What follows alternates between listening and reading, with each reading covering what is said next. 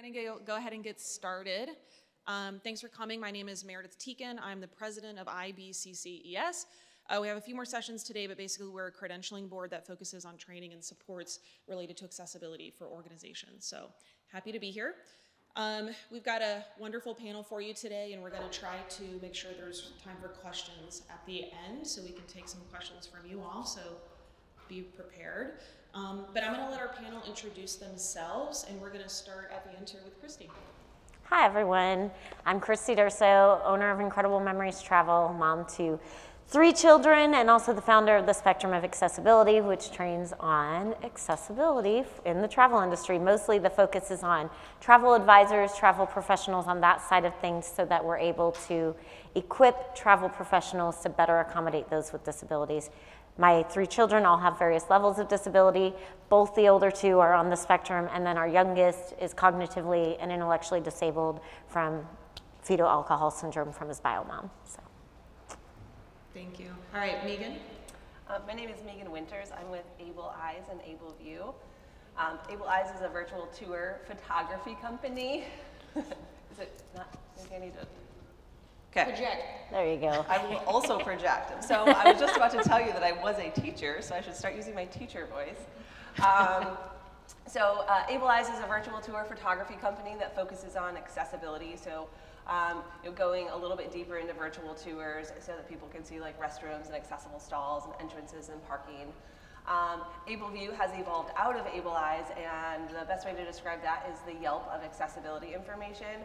So businesses around the country have accessibility profiles that show their accessibility information, and we work with both CVBs and individual businesses to display that information and promote information in a really positive way. So not in like a rating, judging, critiquing kind of way. So my passion comes from my work as a special education teacher, working with students on the autism spectrum and noticing that families that have children on the spectrum don't travel, and they don't even go out in their communities in some cases.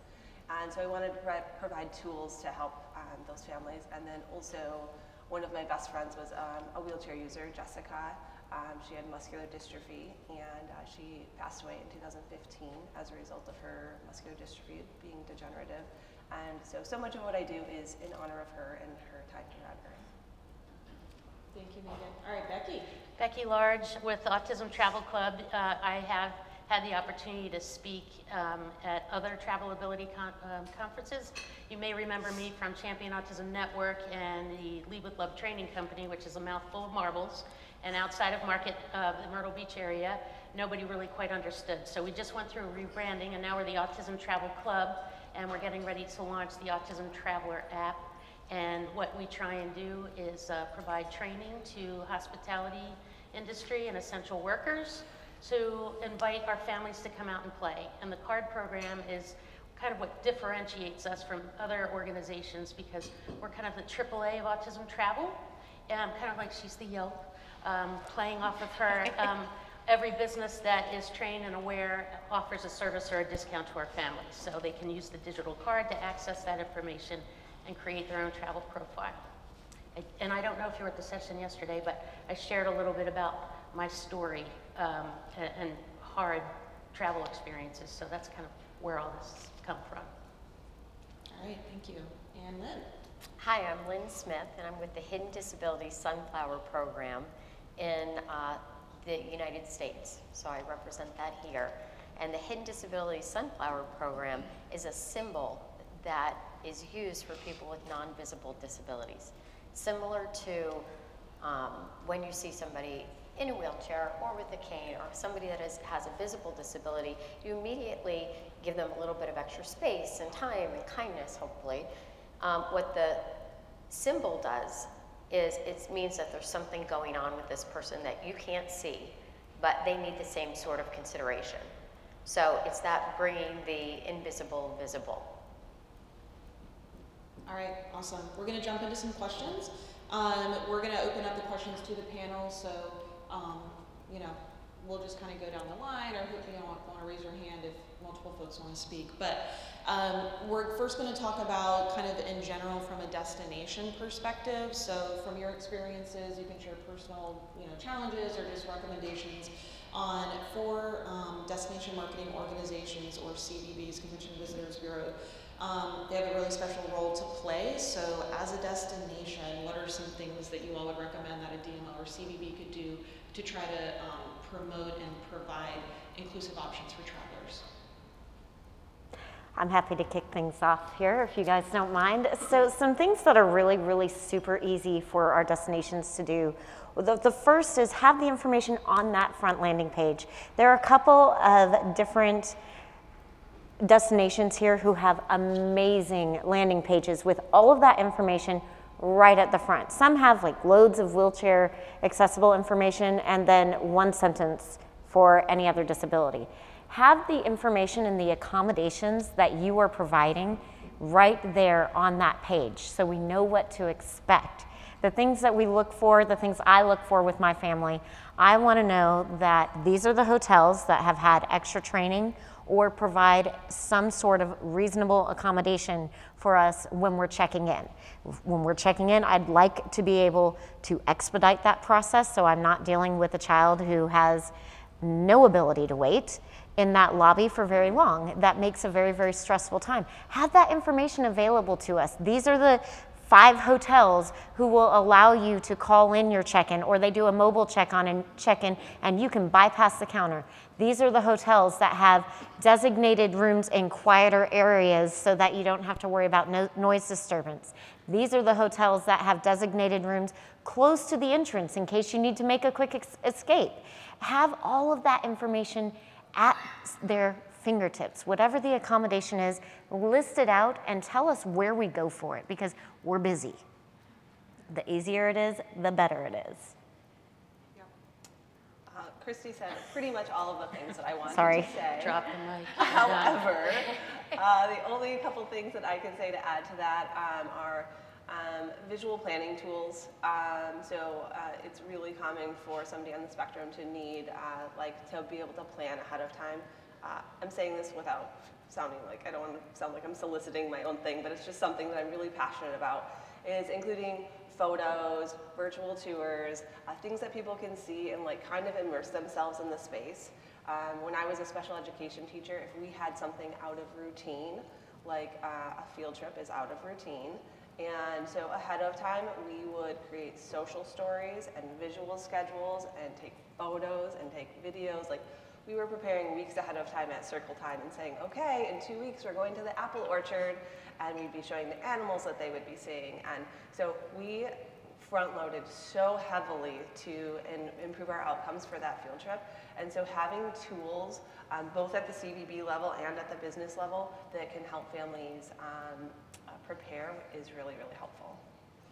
So in my experience, autism families, you need 3 things to travel. One is confidence, and the other is a place to go. So we have developed this training program that's online and accessible to educate DMOs and businesses.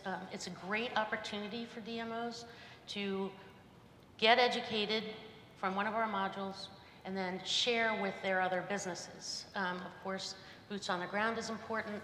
And the one thing I didn't have when I was talking about my trip to Hawaii yesterday was a roadmap. And this is our family roadmap planner where you can go through and, I was talking to somebody yesterday and they have a neighbor who hasn't taken a vacation in 10 years. So being able to plan effectively, have somewhere to write notes and who you've talked to, share with the hotels, like Christy was saying, the different accommodations. We have those listings on our website. It's all about sharing of information and really spreading autism awareness and acceptance. Later on, we do have a roadmap for DMOs about making your DMO autism friendly, and we'd be happy to talk to you, and we'll be meeting at the bar at 5 if you want to come play. But one of the things that Becky just talked about was confidence. You need confidence to travel.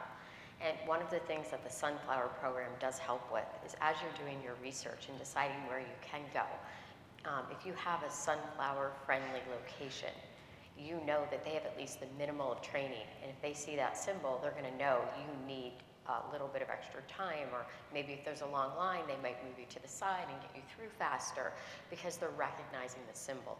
So when DMOs join, use Visit Mesa for an example, they have their children's hospital, children's museum recognizing the sunflower. They've got hotels, they've got shops. So you can travel with that confidence that you can plan and know who's had that little bit of training. Now, this is not enough.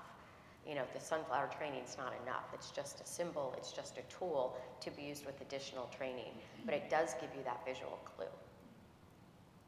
Great, thank you. Just wanted to note, you know, the DMOs and CVBs really have an opportunity to be leaders for their destination and educate those partners that maybe have been thinking about accessibility but haven't done anything necessarily yet, or they're not sure where to start. So it's a really critical role. And just to tag a little bit onto what Christy was saying earlier too, there are a lot of individuals that have co-occurring diagnoses or co-occurring disabilities or multiple needs, and every individual is a little bit different. So the more information that you can share in one place that's easy to find, a wheelchair user could also be autistic or, you know, have a myriad of other, you know, needs or things that they're looking for. So obviously when you're creating itineraries, you might want to kind of focus in and hone in on certain things. But when it comes to general accessibility information, putting that all in one place and making it easy to find and making it detailed is really helpful, because folks might need, you know, more than one piece of information to kind of feel empowered about their visit. So just wanted to make that point. Absolutely. So the next thing we're going to talk about is drilling down a little bit deeper. We touched on it already because our panelists are so amazing. But specifically for hotels, restaurants, attractions, like what are some specific things that those folks could try to incorporate as far as programs? In my mind, there's 3 categories. So obviously training, making sure that the staff is aware, getting that knowledge and support from, you know, an expert source. Tools, you know, things like an app or other resources, 360 views, the Hidden Sunflower, tools like that. And then programs or accommodations. What are those flexible options that locations can provide? So anyway, I'm gonna just start with Christy because I know she does have something specific to share, and this is a huge need for a lot of folks, not just folks with disabilities, but it's something critical that can really make a big impact on this day. So. Thank you, absolutely. So first, let me also just throw out there that this is not just about autism. We're talking, in general, when I talk about this subject at all, it's neurodivergencies. There's much more out there than just autism to think about in this space. And the information that all of us are sharing is all applicable to multiple neurodivergencies, not just autism, not just fetal alcohol syndrome. We cover so much in this space: anxiety, ADHD, PTSD, all of that can kind of fit into this space, and the tools that we give you here apply on a broad spectrum. So I wanted to add that into. One area that gets really, really overlooked, I actually call it the redheaded stepchild of the accessibility world, is the dietary component. You know, 10% of the population has a true food allergy, 10% has diabetes, but nearly 20% control a disease or disability by diet. In fact, there's over 20 years of peer-reviewed research that shows the benefit of a modified keto-type diet with no sugar, no grains, and no food dyes being 3 of the primary things for people who have neurodivergencies. I know with our son, it's really, really critical. How many of you have seen the movie Madagascar? The kids movie, you know, okay, you know Alex the lion, when he's in the beginning, he's fine and he's like smooth, everything's good. And then when he doesn't get meat, after a bit, his eyes start to go and he starts wanting to eat his friends. That's what my kid looks like when he eats the wrong thing. You can see it in his eyes and you just go, oh, good Lord, hold on to your seat. Because it's not gonna be an easy day. We're gonna melt down, we're going to be spinning up out of an uncontrollable energy and then alternating between being uncontrollably happy to complete total meltdown, and doing that all afternoon until we can finally de-escalate him. The dietary component is critical to be talking about with our restaurants, with our hotels, and making sure that there are safe options that are reducing the sugar and the grains and especially the food dyes out of some of the products, but still creating an equitable experience. Now, So there's kind of my dietary spiel, and I'm happy to talk more about that with anybody later. The other thing I did want to mention, one of the easiest steps, and it's free to do, and I call this a reasonable ADA accommodation when I try to get restaurants to do that. If they don't take reservations, call them and say, I would like to make a reasonable ADA accommodation so that my family can come in and be seated immediately instead of having to wait at the restaurant where we're going to be getting, can we eat? Can we eat? When are we eating? Are we eating soon? Can we please eat? For the hour and a half or whatever that long wait. By the time we're done with the wait, we're not eating. It's not happening. So work with your restaurants to be able to accept that call, both for the residents of that city, but also your travelers. Make sure they know that people may be calling and asking for that, and it is a reasonable ADA accommodation for that family. They're not losing any money by providing that table sooner. It's completely one of those things that can be justified, and we can do the same things with the hotels. All right, sorry. I will let everybody else talk now.